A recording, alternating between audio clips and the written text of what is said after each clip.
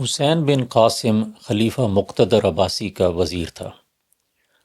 خلیفہ کا اس کے ساتھ کسی بات پہ جھگڑا ہوا تو خلیفہ نے اسے معزول کر دیا اور ابن مقلہ کو وزیر بنا دیا۔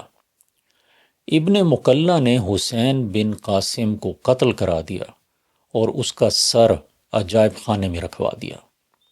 پھر وقت گزرا اور جب رازی خلیفہ بنا تو اب اس کا جھگڑا ابن مقلہ کے ساتھ ہو گیا۔ اس نے ابن مقلہ کو پہلے تو قید کیا اور پھر بعد میں اس کا ہاتھ کاٹ دیا۔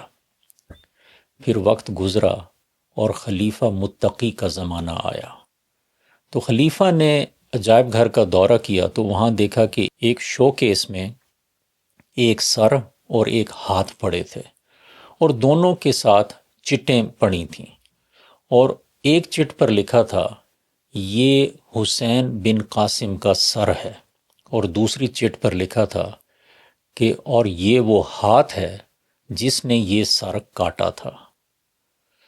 یہ دنیا بھی ایک بہت بڑا عجائب گھر ہے جو ظلم کرنے والوں اور ظلم سہنے والوں کے نشانات جمع کر رہا ہے اور ان کے عملوں کی چٹوں کو بطور نامہ اعمال محفوظ کر رہا ہے۔